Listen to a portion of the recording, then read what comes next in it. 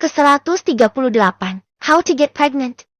Beb, kamu kenapa Beb?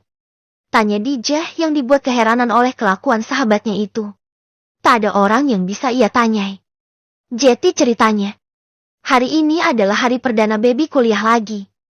Dan dia sudah bilang kalau jadwalnya sekarang hanya 1 matkul saja. Jetty dia sudah ada di rumah jam 10-an. Datanglah Dijah ke sini. Karena tahu temannya sudah pulang. Plus ia mau dengar bagaimana kuliah perdana si Biangkerok itu. Lah kok begini pemandangannya? Jetty ia mengetuk pintu. Dan yang membukakan adalah Ustadz Hamad. Tadinya ia mau pulang lagi. Kan gak enak ya, ganggu suami istri yang lagi berduaan di dalam kamar. Rumah. Tapi ya mereka tiap hari ya berduaan sih. Intinya ia sungkan. Tapi Ustadz Hamad malah menyuruhnya masuk. Karena dia mau ngajar. Nah, ujuk-ujuk udah begini aja pemandangannya. Jah. Sini Jah. Dia malah nambah kejar. Kenapa Beb? Ada apaan sih? Gurunya galak. Dosen? Enggak. Ini karena hemat. Dijah semakin bingung dibuatnya. Ustadz Hamad? Gitu? Kenapa Mang? Masa ya? Ada gitu. Si hemat itu. Masa dia bisa-bisanya ngehamilin perempuan lain? Sementara istrinya di rumah udah setia ngerawat mertuanya yang lumpuh. Terus? Si istrinya ini udah lama nikah, tapi nggak hamil-hamil dan si hemat nusuk cewek lain langsung hamil. Jah, kita kapan hamilnya Jah? Dijah dibuat lemas. Ia duduk di depan baby dengan wajah gawat. Hamad ngehamilin cewek lain. Astagfirullah. Innalillahi, kok bisa Beb? Dia dijebak. Baby mengangguk. Dia kalah taruhan gitu sama temennya. Dan tahu kalau si hemat ini setia banget istrinya. Terus dibuat mabok dan dimasukin kamar hotel. Terus didatengin cewek perawan kembang desa yang udah dikasih bayaran suruh tidur hemat. Kayaknya temen-temennya itu mau ngancurin rumah tangga hemat. Jahat banget. Jah. Kita harus gimana Jah? Aku ini. Yang udah lama. Kok gak hamil-hamil? Dijah dibuat semakin pusing. Rasanya tak nyata. Masa sih Ustadz Hamad begitu? Gak mungkin. Beb kamu yakin? Ustadz Hamad yang ngelakuin itu? Kayaknya gak mungkin deh. Mukanya aja serem begitu. Ada cewek yang mau nawai itu nyenggol dia dengan sengaja aja udah dipelototin dengan ganas. Mana ada yang berani ganggu dia? Kok? Mas Hamad sih?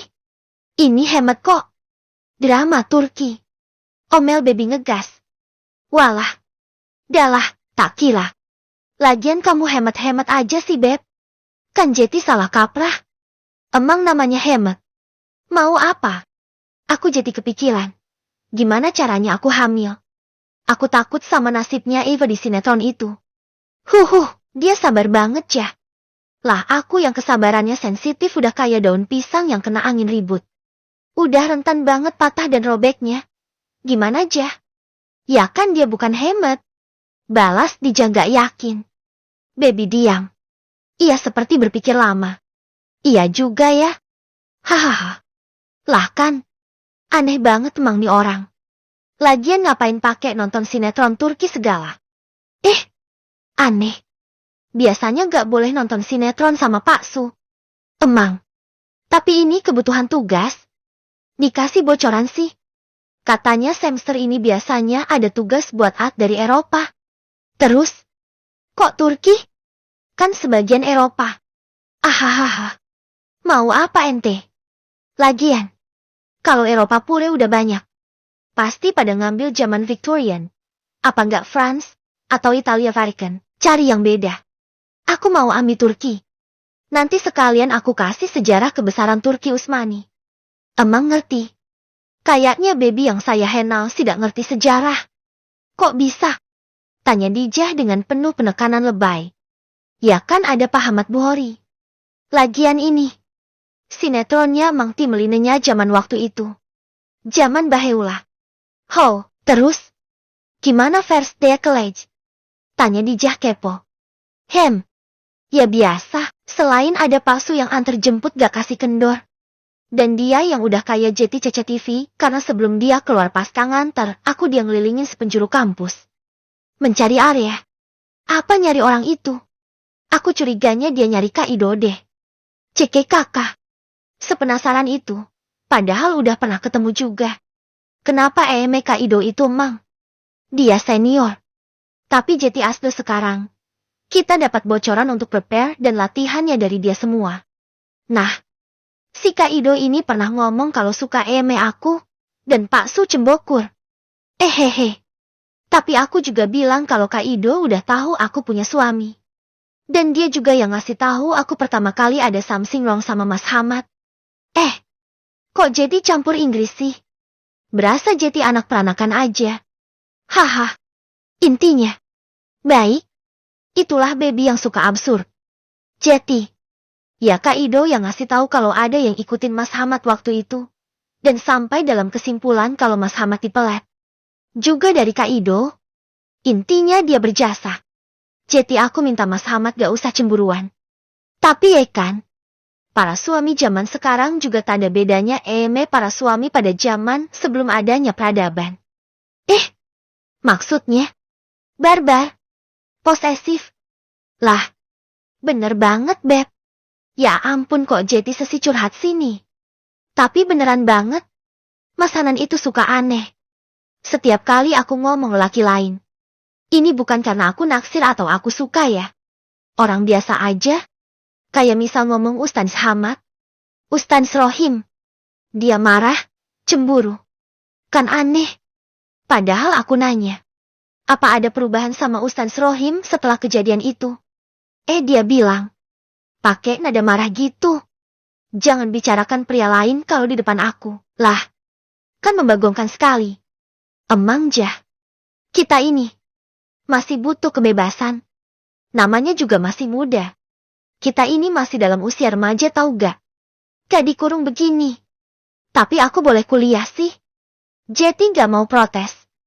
Kamu kenapa gak minta kuliah aja jah? Ini bukannya babynya Tanin. Tapi ya kali aja Dijah mau kuliah juga di kampusnya. Kan enak. Gak deh. Otak ini gak sanggup mikir keras kayaknya. Aku gak boleh lepas diniyah Beb.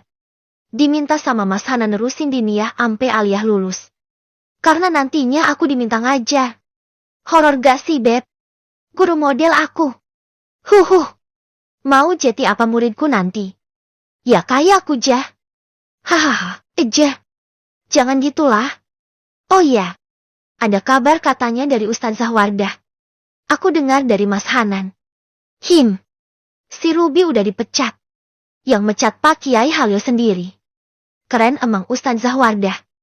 Bisa gitu ngomongnya. Jeti ternyata dia itu yang minta ngajar di sana adalah Ning Melati. Jeti Barter katanya. Dia ngisi kelasnya Ning Melati yang ida, yang dasar.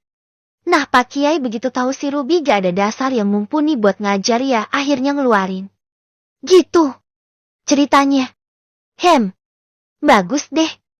Si Mas Rahman itu sebenarnya apaan sih Beb? Kok kayak dia dominan ya sekarang di pondok itu? Aku dengar Mas Hanan ngomongin dia. Yang inilah. Itulah. Dia ada rencana manggil dia juga ke sini. Dia itu apa sebenarnya? Katanya dokter. Tapi tukang foto. Tukang foto dulu baru dokter. Baby diam sebentar. Enggak deng. Katanya dari dulu udah jadi dokter. Terus tukang foto. Sekarang dokter sama tukang foto. Orangnya baik kok, asik gitu. Katanya kalau aja si Rahman ini orang yang bisa ngajar. Itu pondok mau diserahin sama dia aja. Katanya anak buahnya Pak Kiai Halil. Sangking. Apa gak mencak-menak si Gus Malik?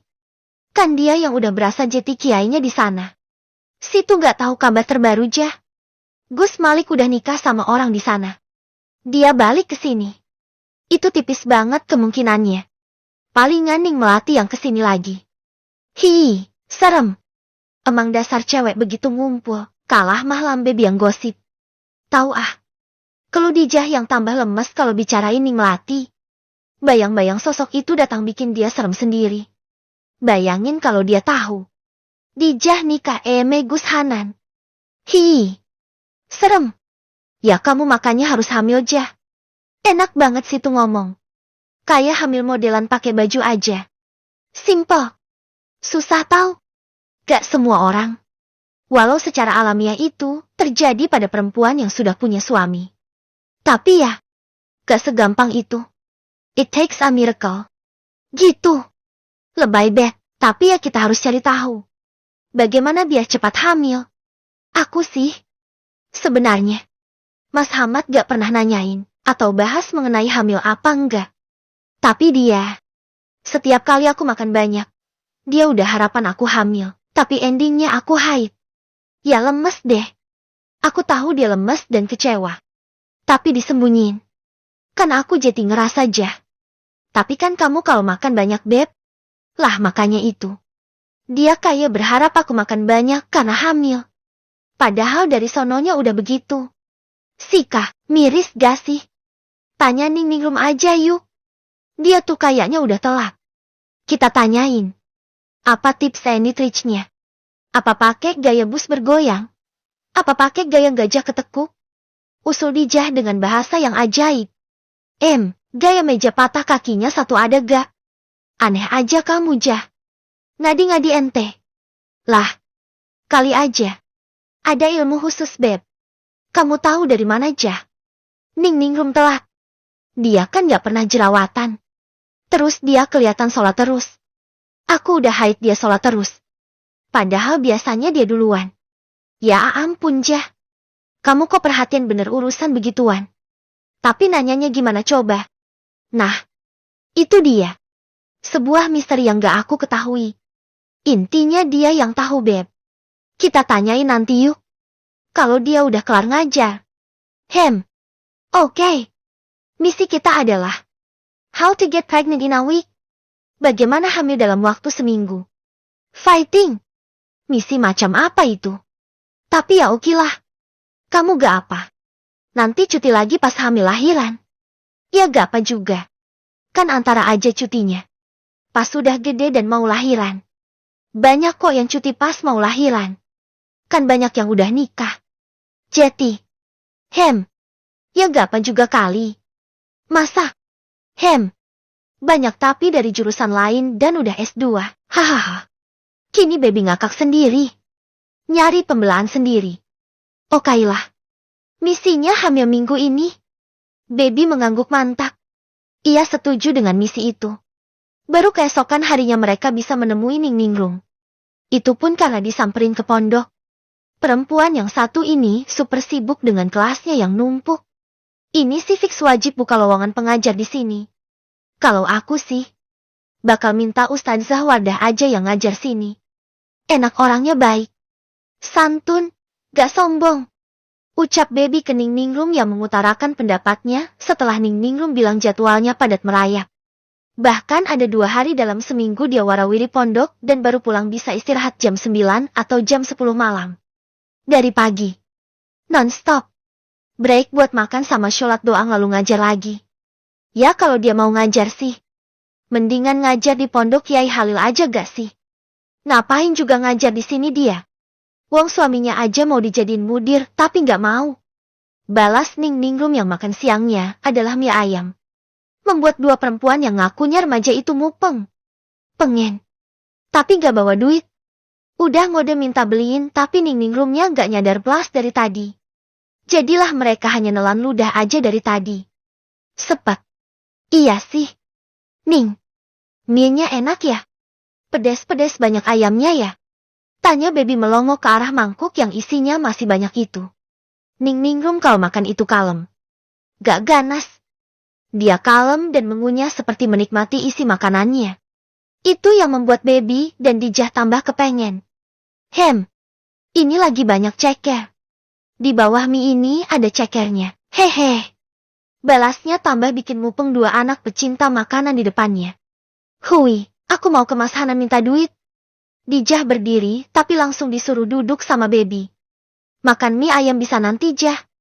Orang ini angel dicarinya. Kita kemarin seharian nyari dia susah. Ini udah ketemu. Jangan dilepas nanti ucul angel lagi. Balas baby dengan serius. Macam ini adalah masalah hidup dan mati saja. Perlu diselesaikan segera. Ada apa, Mang? Tanya Ning Ningrum dengan sabar. Seperti sudah tahu tabiat dua perempuan di depannya itu. Ning, bagaimana caranya bisa hamil?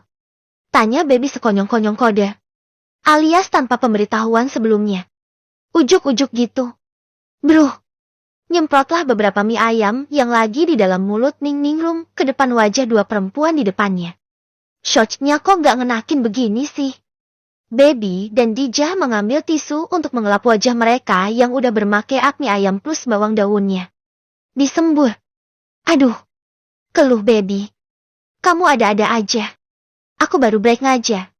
Malah ditanyain begituan. Emang aku ini siapa? Guru dalam rumah tangga. Ke dokter kehamilan sana. Tanya. Kok ke aku sih? Lah. Kan Ning udah tokser. Balas Baby tanpa dosa lagi. Bro. Kena semprot lagi. Kali ini teh manis yang diminum Ning Ningrum. Ini lengkap amat ya. Mie ayam udah. Teh manis udah. Tapi ke muka. Bukan ke mulut. Nasib. Ya Allah. Keluh Dijah dan Baby berbarengan sambil mengelap wajah mereka yang sudah basah. Kalian sih. Bikin gosip yang enggak. Apa-apaan sih? Siapa yang hamil? Tokcer. Jangan bikin gosip ya. Omelnya. Lah. Kan wajar. Setelah kejadian. Muah. Waktu itu. Dijah memeragakan bibirnya seperti mencium sesuatu di udara dengan serius. Kan Ning gak haid-haid. Prak. Prak. Kini, giliran wajah mereka lagi dilemparin pangsit goreng satu-satu oleh Ning Ningrum. Ini dua biang kerok. Gak tobat-tobat. Aku gak haid bukan karena hamil. Tapi karena stres, capek, sibuk. Aku gak ada break. Gak ada istirahatnya. Mau hamil bagaimana? Lagian, kok kepo banget. Abis muah. Dasar. Omelnya panjang dan tanpa rem. Nyerocos begitu aja. Nyerepet kalau bahasanya mah. Lah. Kan bisanya abis muah. Muah itu langsung gedebak-gedebuk. Ai. Ning. Masa enggak sih? Tanya Baby lagi memancing. Enggak. PUASS. Tanya Ning Ningrum. Tak ada yang puas. Malah semuanya kecewa. Ya, terus ini Ning Ningrum gak lagi hamil. Tanya Baby lemas. Ning Ningrum kini mengangguk kalem dan lanjut makan mie ayamnya. Payah. Ustaz Rohim. Gak bisa memanfaatkan keadaan. Seharusnya langsung. Kan enak. Beres. Lepas semua beban di dalam diri. Kerutu Baby. Kalian berdua. Khususnya kamu ya Beb. Jangan ngadi-ngadi. Jangan ngasih ide ke suami aku untuk ngapa-ngapain. Dia juga sama sibuknya. Dia juga pada kayak aku. Bahkan sampai ada yang jam 11 malam. Ancam Ning Ningrum. 1. Ada satu hal yang baik. Ning Ningrum udah mengakui Ustaz Rohim suaminya. Kate. 2. Ada satu lagi yang gak baik. Ustaz Rohim belum go. Pasti dia ngajarnya pakai emosi. Karena beban belum terlampiaskan. Gumam Dijah sama ngeselinnya sama Baby. Baby juga mengangguk setuju. Awas. Pokoknya kalau ada apa-apa, kalian tanggung jawab. Aku sidang berdua. Lihat aja nanti. Ning. Kita ini lagi cari cara. Biar cepet hamil. Kita berharap Ning bisa ngasih tips and trik. Lah kalau begini mah. Sama aja Bung. Capek. Tambah stres kalau bicara sama kalian berdua. Omel Ning Ningrum. Ia berdiri dan membayar semua makanannya yang sebenarnya belum habis. Sosok itu pergi. Meninggalkan Baby dan Dijah berduaan doang di kursi itu. Saling pandang. Mie ayam ini udah terlalu sedikit kalau mau dimakan. Apa alasannya ngambil barokah ya? Kaneman kalau dibuang. Pikiran Baby hanya tertuju pada mie ayam di depan mereka. Lah kok rezeki datang dengan begitunya. Seperti biasa. Ustaz Rohim selalu memberi cahaya baru dalam hidup mereka yang kurang pendanaan. Ia datang dan duduk di kursi bekas istrinya. Kalian ngapain? Ngeliat istri aku gak? Baby dan Dijah sama kagetnya. Lalu otak mereka sama sinkronnya. Ada sebuah ide brilian yang terlintas di kepala mereka berdua.